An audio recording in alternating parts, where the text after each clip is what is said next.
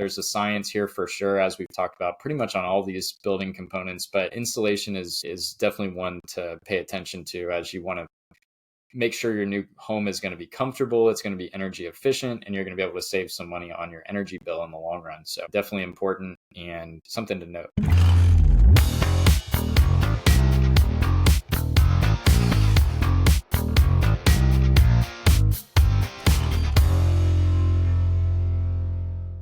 Hello and welcome back to Building with Breven. This is Stephen Byrnes and I'm back with my dad, Mike Byrnes. Dad, happy to have you back. Yep, glad to be back, Stephen. Thank you. This week it is episode 33. We're excited for this one and excited to have my dad back. How was your trip? Tell the listeners a little bit about your beautiful trip. I had a whirlwind tour of Europe, Ireland and Scotland and Amsterdam. It was just a nice little break of celebrating our 40th wedding anniversary. So we had a great time, but it's also good to be back. Good. Congratulations on the 40 years. And that's awesome. What a fun trip. But happy to have you back. So this week we're jumping into the next part of our mini series that we're doing on the 7 steps to build your custom home. That was episode 22 for those of you that have not listened to that. So go back, listen to episode 22, where we talk through the process of building a custom home. It's the actual physical steps from start of construction to handing over the keys at the end. And we're right in the middle of this mini series where we're breaking down those 7 steps. This week, we're talking about insulation and drywall, which is an exciting topic and a fun time of your home build. This is technically step 5, as we're calling it, in that 7-step process. And you're almost basically over halfway at this point of the build. You're right there at that transition from phase 1, as we call it, to transitioning into phase 2. As sheetrock gets hung up, that's the process and the start of phase 2. So your house is probably making really good progress by now, and it's exciting to see your walls finally go up at this stage of the build. So without further ado, let's jump into the first part of this episode, Dad, and talk about insulation. And like we've done on the previous episodes, we're going to keep this in kind of chronological order of the process of the home, of course. So insulation will come first, then the drywall. So we'll talk about it in that order. Also, this episode, I'm just kind of, we're going to kind of banter back and forth on what we see in the industry and some things for homeowners to look out for. So starting with insulation, can you tell the listeners what is insulation? What exactly are we looking for there? Well, it's kind of obvious, but insulation is the blanket that goes around your house that keeps you cool in the summer and warm in the winter. And it's going to make your electric bills either efficient or inefficient based on some of the insulation techniques that you choose or the types of insulation that you choose. And it's really a pretty important part. It's kind of overlooked, I think, in some instances. It's just kind of a necessary thing. Builders kind of throw that in, but it's really super important. And there's a lot of different types of insulation, which we'll discuss. Yeah, it's good to know a little bit more about what's actually making your house energy efficient and warm and cool in the various climates. Awesome. Excellent. I've been using maybe a good analogy, maybe a bad analogy, but the analogy we've been using, Dad, is that human body analogy. So basically the bones are the framing of the home. The skin is that cornice or that sheathing around the outside of the home, that protection from the elements. And then I guess you could almost argue that this insulation would be like the fat or just underneath your skin, that subdermal layer, I guess, as more protection for your organs and things like that kind of keep you in your body temperature regulated. So back to that human body analogy, not that we're building anything close to a human body, but yeah, that's my bad analogy for you today. It works. So we're going to put the fat on the house. We're going to put the fat on the house. There we go. On the outside. So this is the shell of the home. This is just inside that shell or that skin. And this is basically, like you just said, where we're protecting that home from the elements outside, mostly those elements being the temperature. So whether that's extreme cold or extreme heat, depending on what part of the country you live in, insulation is very, very important. So now that we know what insulation is, let's talk about what are some of the different kinds of insulation that people are going to see. Let's talk about maybe the most common. We don't need to get into all the different kinds, but there are definitely some most common ones that people are going to see with residential homes. So let's touch on those a little bit. Sure. Obviously, the most common, most popular one most builders use across the country, not just in the South, is fiberglass bat insulation. It's BATT, fiberglass bats. And it comes in certain widths and certain thicknesses. And it's literally just spun fiberglass put into sheet. Okay, I'll say bats again. And it's installed right between the studs of the house. And it's pretty easy to install, pretty easy to transport. It's probably, no, not probably, it's one of the least expensive insulations on the market. So that's why a lot of builders use it, and it'll achieve, certain R values for what it is. But fiberglass is the most common. I think that maybe 80% or more of the homes in the country are built. That's a number off the top of my head. That are built or use fiberglass insulation, because a lot of the production builders use that. Yep. Yeah. Yeah, good distinction there. This is something that we're seeing as such a cost-effective measure for insulation that we are seeing it on a lot of those budget-friendly homes, whether that's production builders or some of the big box builders like Lennar or KB or D.R. Horton, those kind of guys, Pulte. All of those are almost exclusively using fiberglass bat insulation. For another bad analogy here, but this fiberglass is going to look almost like cotton candy. So you'll know when you see it, but sometimes it's pink, sometimes it's yellow. There's different colors, but it literally looks like cotton candy. It's just spun fiberglass, like you said. It's kind of glued or adhered together in these bat formations, and it does the job, but it's not the best solution by any means. And it's not a bad solution either.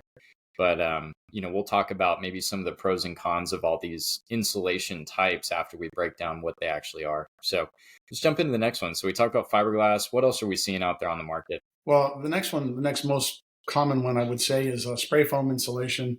And a lot of the custom builders are using these today because it's such a great product and really adds a lot of R value and makes the house probably the most energy efficient out of all the insulation. So spray foam would be the one that would come in second as far as popularity, not in cost, but it's certainly something that we would prefer to use because of all the value that it adds to the energy efficiency of the home. Awesome. Yep.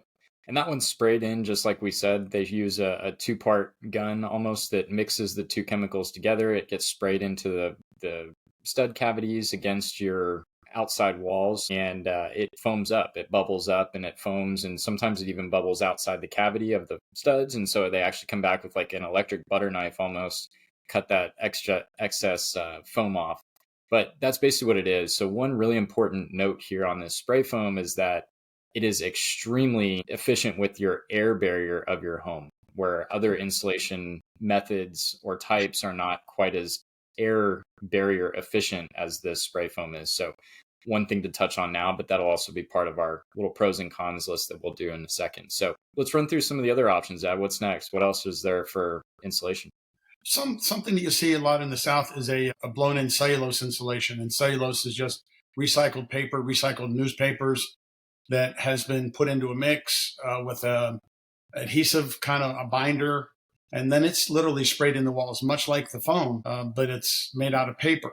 And a lot of people are thinking, well, that's kind of crazy because you're putting paper in the walls, the fire opportunities. It's just, why would you do that? Because if it gets wet, it molds. If it's easy to catch on fire. And quite the opposite. Cellulose is actually a pretty good second choice to the spray foam insulation because, again, it fills up the entire cavity and reduces the air flow through the walls. But what people don't know is it is treated with a fungicide and insecticide and a fire retardant. I have given demonstrations before where I'll take a handful of that cellulose insulation in my hand and put a penny in that paper mesh. And I'll take a blowtorch and I can melt the penny holding the insulation in my hand. So it's insulating the heat from my hand and it will melt the penny. So it's getting super hot, but the cellulose does not catch on fire. So it's really a good product. I would say I would lean to it as being second to the spray foam insulation. But it does have some properties and qualities and somewhat less expensive too. Awesome. Yep. Another way to think about this is it's like a paper mache kind of, they spray into a stud cavity. So it's little bits of paper and it's got the glue or the adhesive that holds it in place for the most part. Sometimes it's more gravity than that, but that's why you will see some settling over time. And that can also be one of the cons that we'll talk through. But blown in cellulose, yeah, great option. And some of the production builders actually nowadays are using that as well. So we're seeing that come up more. Maybe it'll be a better alternative to this fiberglass bat era that we've seen so much of. So something to keep your eyes out for, and just another type of insulation. Anything else? What else are we missing? There's another one less commonly used, probably more for sound barrier or sound absorption, but it's rock wool.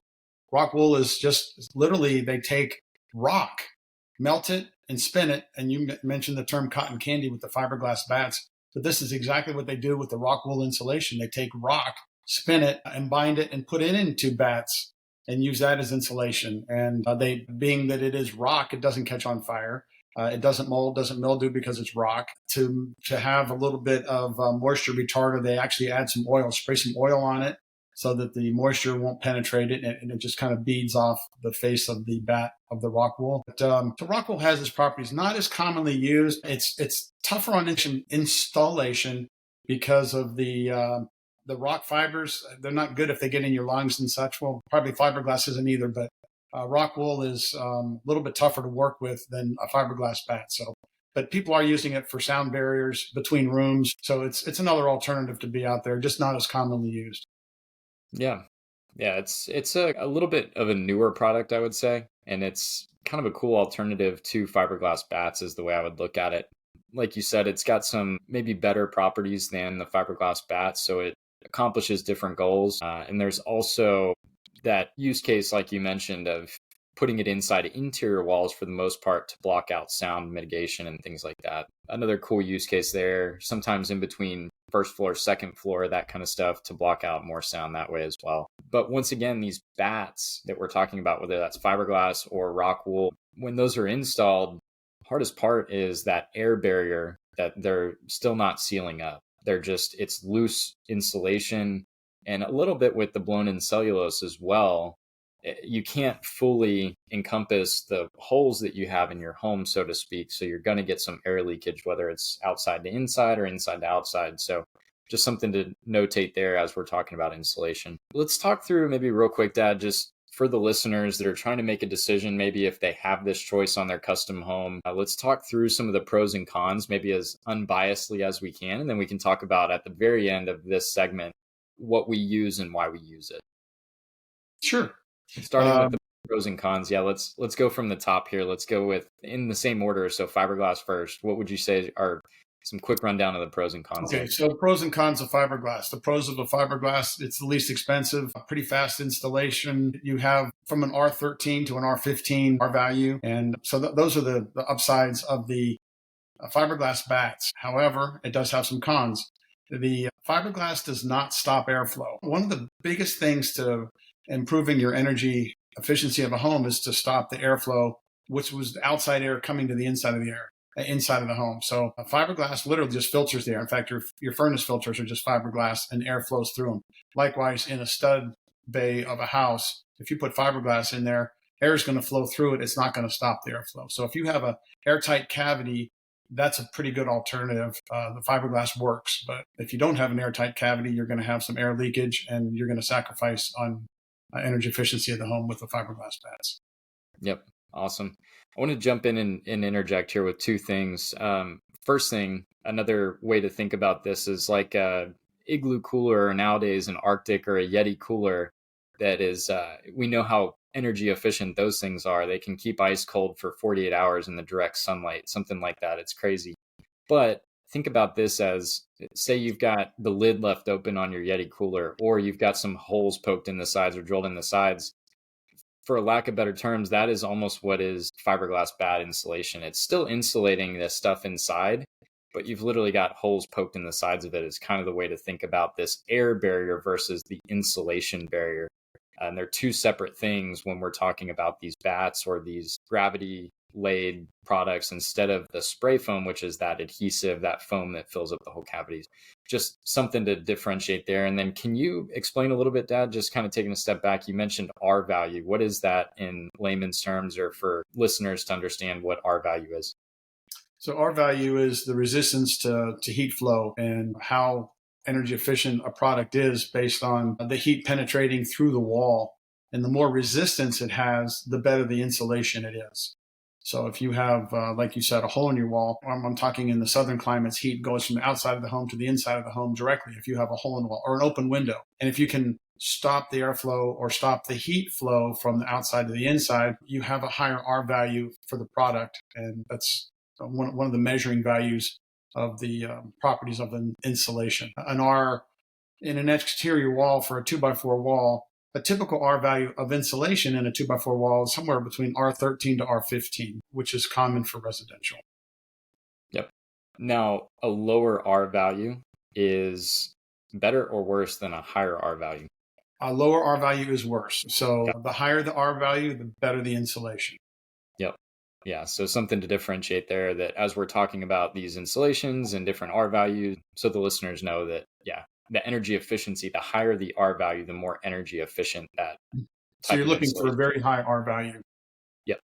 And you can get that, by the way, with really thick amounts of insulation, but sometimes it's not always practical. If, like you said, you have a 2x4 exterior wall that's very skinny, you have to figure out what type of material you can put in there to insulate and get the best R value within that thickness that you have. So there's a lot more to it. There's a science here for sure, as we've talked about pretty much on all these building components, but insulation is definitely one to pay attention to as you want to make sure your new home is going to be comfortable, it's going to be energy efficient, and you're going to be able to save some money on your energy bill in the long run. So definitely important and something to note. So, okay, we talked about fiberglass. We had some little tidbits to add on there.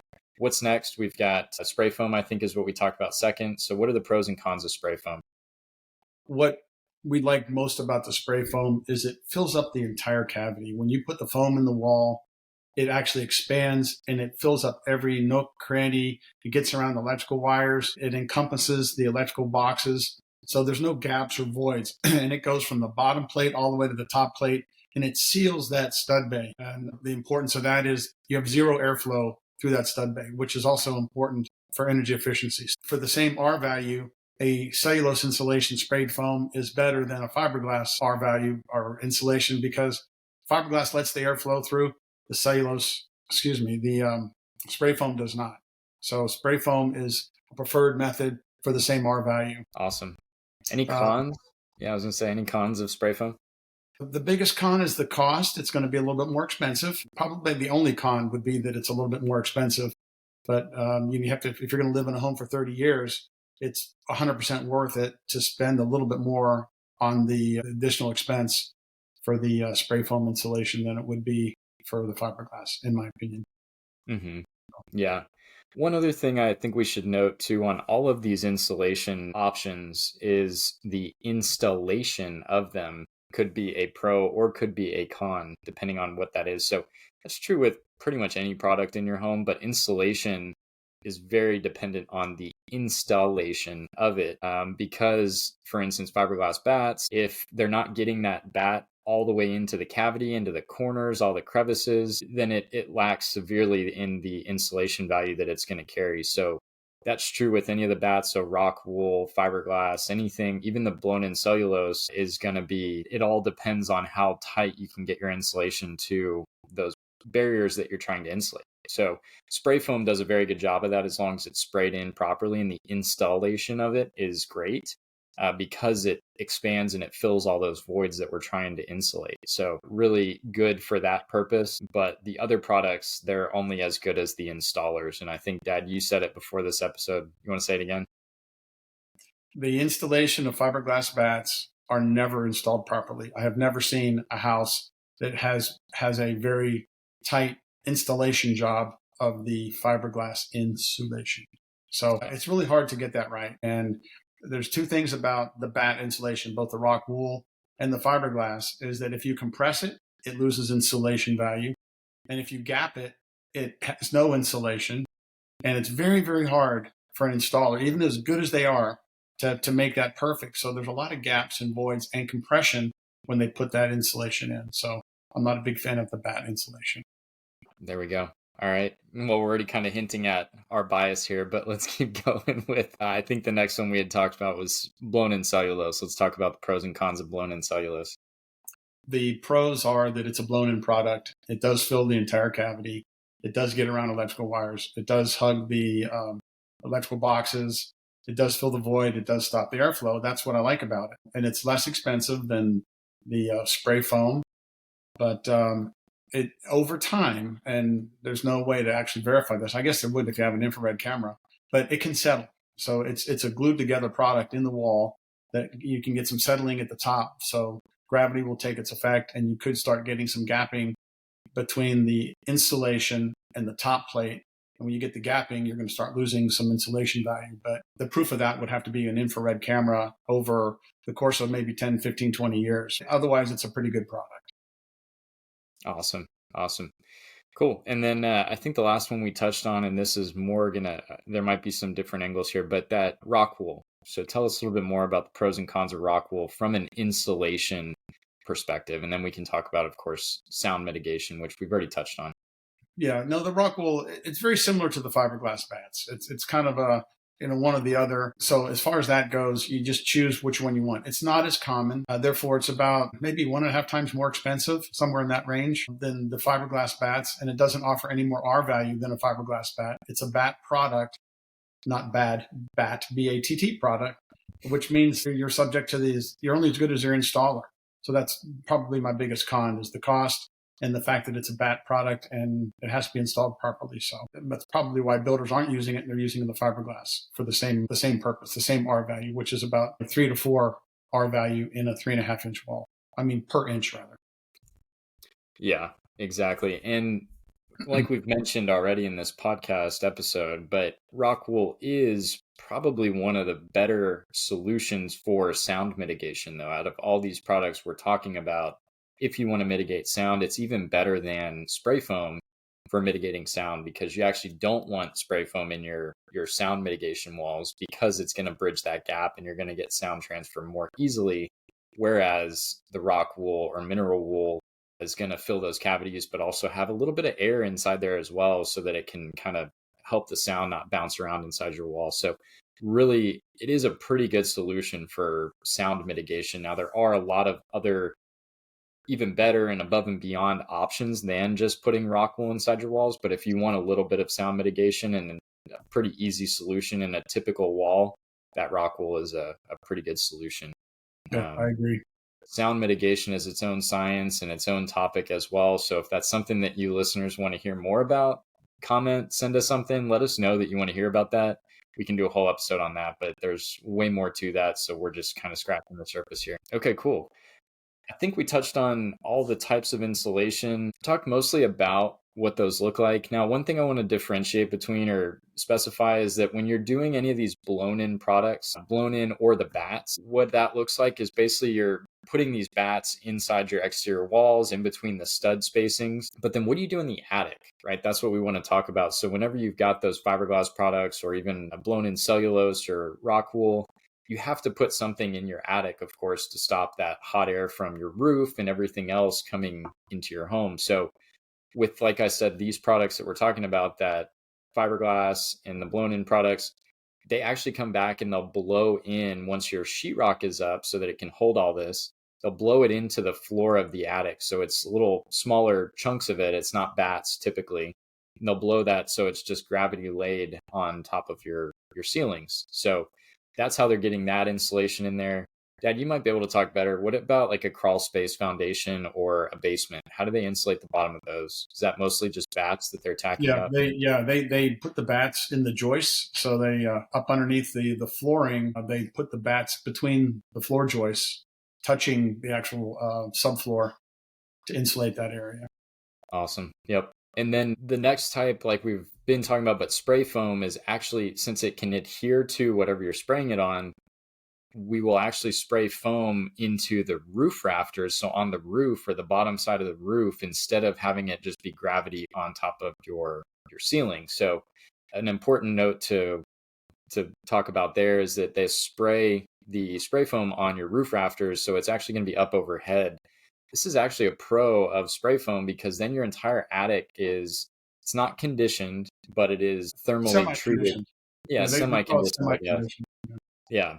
So it's going to be a little more comfortable, because you're actually getting that capsule all the way around your attic instead of just on the floor of your attic, and then the rest of the attic is open or exposed to the elements.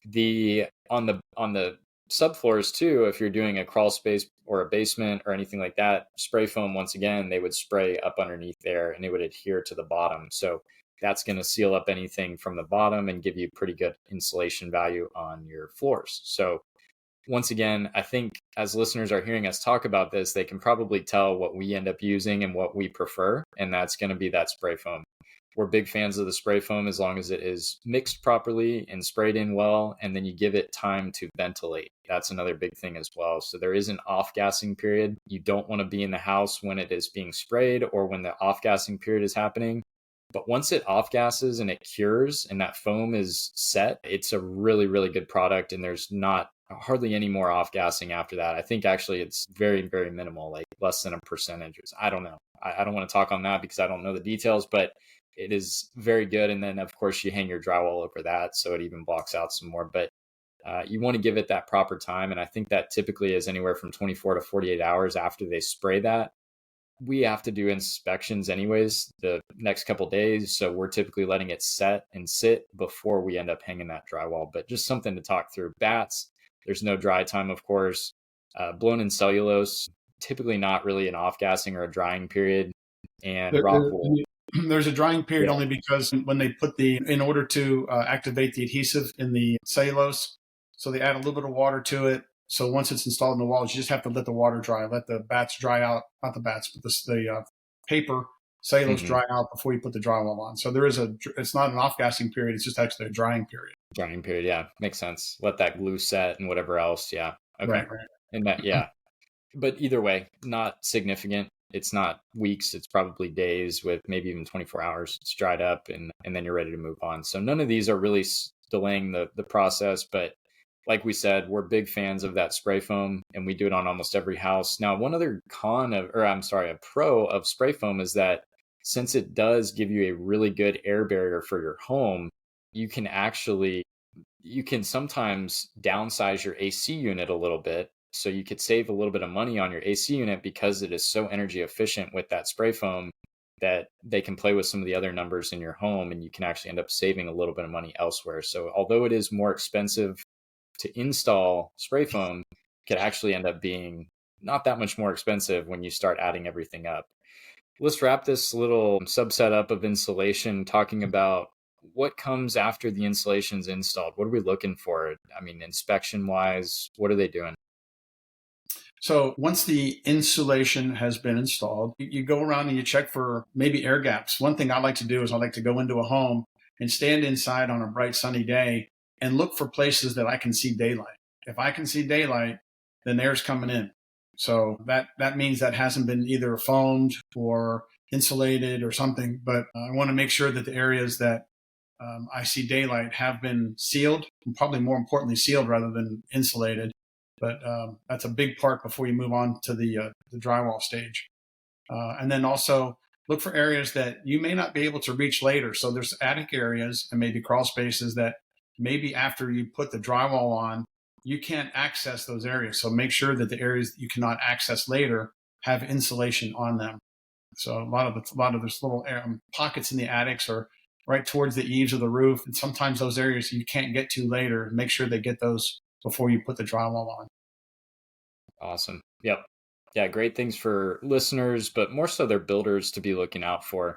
Right, for sure. The installation phase. And another thing that we should also mention too is on any of those bat products or any of those blown in products or anything like that, not the spray foam, but any other product basically of insulation, the insulation company should also be foaming with cans of spray foam, any of those penetration areas, any of those air penetration areas like exterior light fixtures, for instance, is a place, or any electrical lines or wires that are going outside the home.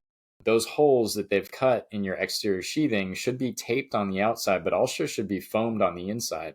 That's going to help you with that air barrier of your home, even though you're installing bats. So that's really important to denote as well. You'll see that usually on the back of electrical boxes that are on the exterior walls of your home, that kind of thing. So that spray foam, once again, can be many different colors, but sometimes it's yellow, sometimes it's pink, and you'll see it if they've sprayed it on there. If they have not, and you're getting bats in your home, definitely something to ask about because it's not going to be sealed up very well. And these are all things that a good energy inspection company, which every builder should be using, and every builder should be following energy codes. These energy inspectors are looking for those kind of things. So they're going to be looking for a visual inspection at this point of all your insulation, how it was installed, how thick it is applied. Is it carrying the correct R values for your home and for the energy rating that you have to have in your certain part of the country, all that kind of stuff. There's calculations and engineers actually that look at this to know, is your home properly insulated for the type of home that you're building in the part of the country that you're in? So energy inspection is very important. And once that visual inspection is passed, then you're ready to move on to your drywall. Now, let's jump into drywall, Dad. This is part 2 of this insulation and drywall episode. So let's talk about what is drywall, first of all, and let's talk through that. And then let's talk about what homeowners should be looking for after that. But starting with, what is drywall? Well, drywall is just, it comes in sheets, 4x8, 4x12 sheets, and it's just gypsum, mined gypsum right out of the earth. So it's like a rock, but it's gypsum, kind of like chalk if you're a teacher, chalk on a chalkboard, just the gypsum that's pressed between 2 pieces of paper. And it has taken the place of plaster and lath from the 1930s and 40s, where they had to actually just smear mortar on the walls. This is a kind of a revelation, and it has revolutionized the building industry and being able to put a skin or a coat or a wall on top of studs quickly, and probably even better than lath because it's a lot smoother. But just boards that you put on the wall that start to close in a room or close in a building. Awesome. Yep. This is the inside skin of your home. The inside skin. Exactly that. But yeah, so that is drywall. One note that you taught me, Dad, and I've now learned as well being in the industry, but a lot of people may call this sheetrock, and this is a Kleenex or Band-Aid situation where everybody calls Band-Aids or adhesive bandages Band-Aids basically, or everybody calls Kleenexes facial tissues, but it's the name brand. Sheetrock is the name brand of drywall. There's plenty of different companies that make drywall and they all call it something different, but sheetrock has definitely dominated the market, and that's why many people call it sheetrock. So you may hear it either way, drywall or sheetrock, but it is drywall. It's not. Very, very true. So one thing to just touch on there. Okay, so insulation is done. What do homeowners need to be looking for right before drywall goes up? I mean, is this a good time to be walking the home with the builder? What are they looking for? Let's talk through some of that.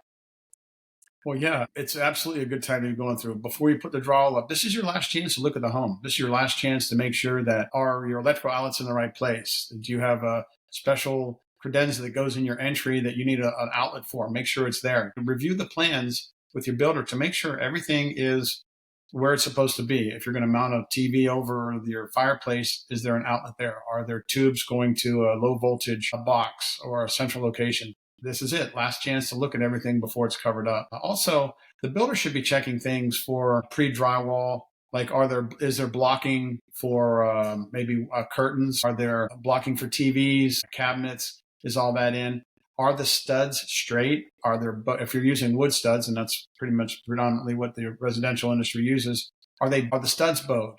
Are the walls straight?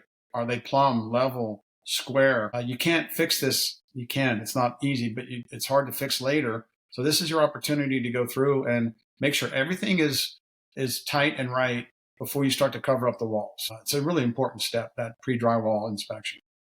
Excellent. Yep. Yeah, really good to talk through that. And on the last episode that I talked through, we were talking about the pre-drywall inspections and also a punch list with your builder. So if you've walked that home with your builder, hopefully you've gone through the mechanical walkthroughs and all that stuff. If there were any action items, which there typically are, those should all be fixed up, and all the inspection items should be fixed up before any drywall starts hanging. Now, if there was anything that was on those inspection items and they have not been fixed by this point, something to circle back with your builder on and make sure that they have a game plan. Sometimes, I'll be honest, sometimes as a builder, you can say, hey, that's something we're going to get later. But it is much easier in most cases to fix that stuff before that drywall starts going up and get hung. So you can avoid some holes in your walls. There will be holes in your walls. I can guarantee that. It just happens on every home, whether it's moving something or fixing something or in addition of something. Maybe it's an outlet that needs to get added later or something like that. There's almost always a reason why there will be a drywall hole in your wall, which is totally common and it can be fixed. So don't be scared. But this time before drywall is the easiest time to fix all of that stuff. So that's why we bring that up. Yeah, and can I add something to that too, Stephen? Is before, make sure the builder puts your plumbing pipes on pressure. Look for leaks in pipes. Look for vandalism. Sometimes you'll have someone come through and cut wires or pull stuff out. It's a good time to just kind of check all that stuff. Is your low voltage where it's supposed to be? But things happen in construction, not all good things. And this is the last chance to actually check them. So don't just look at the walls, but kind of study them to make sure everything is where it should be. Nothing has been cut. Nothing has been damaged. There's no drips, or if you just walk into a house on a dry day and there's water on the ground, something happened. Did someone spill something? But it should be a red light that goes, okay, where's this water coming from? And make sure it's not from a pipe, because now it's the time to fix it. Yep. Before you get too far along. Yeah, I'm glad you said that, because I brought that up on the last episode, but definitely good to touch on again, because that pressure test is very important. You want to make sure that your water supply lines are all pressurized, so that when they do start hanging your drywall, if, for instance, a nail or a screw goes through one of those pipes, it's going to start spraying, and you're going to know that one of those has been punctured. Definitely good to know. And good practice. Yep. Okay. Yeah, let's talk through what to look for during drywall. What are the homeowners, what can they get excited about? What can they see? And what should they be talking with their builder about, looking for, that kind of stuff? Sure. I think the first thing is you're going to see the ceilings hang first. The proper way to hang drywall is you're going to hang the ceilings and then hang the walls. Things to look for: make sure that they're not using damaged drywall. It's going to get a little bit damaged. Some of the corners might get nicked or whatever. That's not a problem. But severely broken pieces, you don't want them to use that. But make sure they're using screws instead of nails. Nails used to be the common means of attaching drywall to studs in the past, but those nails back out and you get something called a nail pop. Today, the accepted method of attaching a piece of drywall to the studs is by a screw, usually like an 1.25 inch drywall screw designed specifically for that purpose. So make sure it's being screwed on. Screw spacing should be somewhere between 6 and 8 inches on every stud, and 12 inches between the screws. If you're just looking for kind of are they doing it right? You want to make sure it's, all screwed on properly. And one of my tests when I go around and check to see if it's been installed properly is I'll take my fist and I'll just kind of bang on the wall a little bit. If you bang on the drywall and it rattles, it's not screwed on enough. It's not screwed properly. So 6 and 8 around the edges, 12 inches in the field or in the middle of the walls is typically the standard for installing the drywall. You're going to have a 1/2 inch drywall installed typically in the interior of the home, and you're going to have a 5/8 inch, probably a fireproof or X-Rock they call it, in the garages and in fire areas. So that's typical. You can look for that. But just hanging it is it's a pretty basic process. It's not a whole lot to look for, but anyway, if you want to look for something, those are some of the things you kind of key in on when you're walking through the home if they're hanging it. Yep. Yeah, and the hanging goes fairly quickly. So you're going to see these walls come up inside your home. It's an exciting time, and you can actually get a feel for the size of the space in each of your rooms and things like that. So very exciting. Drywall goes up fairly quickly, like we said. And then the process after that is taping and floating. So putting tape, it's literally just paper, almost strips, over the seams of the drywall. And then floating is drywall mud or sheetrock mud that goes over the tape. And then it also goes over all the nail heads. If you're doing a level 5 finish, for instance, they're floating the entire wall. So just some things to talk through and to look for. But that tape and float process can take many days, if not even weeks, of doing it, letting it dry, sanding it, doing it, let it dry, sanding it, that kind of process, and getting it all on the walls. So that's the process to get a smooth finish. And then after that, you can choose what kind of actual final finish you're going to have. Is that going to be a smooth drywall finish or a textured finish? And textures come in many different shapes, sizes, all that kind of stuff. So something to explore. Maybe Google different drywall textures if you have the choice to pick. A lot of production builders are doing maybe like a Monterey drag or a knockdown orange peel or something that's pretty simple. They spray it on with a pressurized gun, and it provides some texture to the walls. Now, texture can be good and bad. I mean, it's a look and it's all personal preference, but texture actually hides many defects of drywall. So it's good if you've got kids and your walls are going to get scuffed up and you don't mind the look. It's also cheaper because they don't have to do as much labor on your drywall. They can hide some of those imperfections and with that texture. smooth finish is more expensive. It most of the times is a newer look that we're seeing. It's more popular, and it also is maybe a little more modern nowadays. But that smooth texture is an option as well. Smooth finish, it's no texture. But yeah, anything to add there, Dad? Yeah, it's interesting because generally the textured walls aren't used in a lot of parts of the country. Slick walls, smooth walls are the norm. But here in the South, textured walls happen to be more common than smooth walls. And it's odd to say, I heard you say, and it's true, that when you texture a wall, it's less expensive to texture than it is to get a smooth finish because it takes a whole lot more effort and time and coats and going over it and sanding it and going over it and sanding it to get it to a super, super flat, smooth finish. So they just put texture on it, and it hides a lot of the little imperfections that you don't have to spend as much time trying to make the wall perfect if you're going to texture it. So yeah, but other parts of the country, the smooth finish is pretty much the norm, and that has its own issues too. If they don't do a level 5 finish, then they have problems with joints, and you can see things later if it wasn't a high quality drywall job. If the walls aren't smooth and there's bumps in them, it creates problems, and texture does hide a lot of that. So good for us in the South, the ones who do that. But yeah, that's good to know. Yeah, pretty cool that different places in different parts of the country, there's different norms for sure. And yeah, it's all about local labor, I would imagine, and pricing and all that kind of stuff what the market can handle. So I think that pretty much wraps it up. But to kind of conclude the drywall, at the end of drywall is an exciting time. I mean, you're looking at the drywall, you're making sure that if there are any imperfections, this is also a good time to fix it while they're taping and floating or right before they texture. They can patch nail holes and do other things. If a door handle accidentally went through the wall, now's a good time to fix that as well. It's easy at this point, and the drywall crew's already there, so you can walk through if there's imperfections in the texture as well. Maybe something to look for, but typically texture is a quick process. I mean, they come in with a big machine. They can usually knock the texture out in a home in a day or two, depending on the size. So you may not even get the opportunity to go in there and say, hey, this is not textured properly.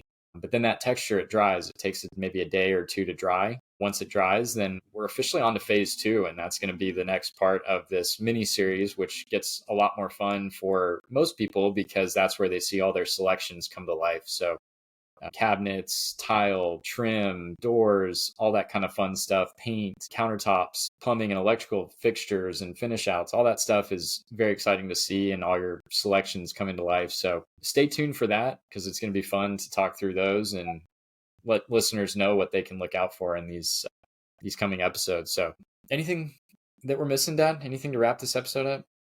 No, I just know that the ladies of the house like the drywall phase because that's when the house turns into a house. They can't see through the studs and get a real good picture about room sizes and what things are going to look like. So that's the best time when you go from the mechanicals and the framing and you actually put the walls up and you can actually start to see the home take shape. So it's an exciting time.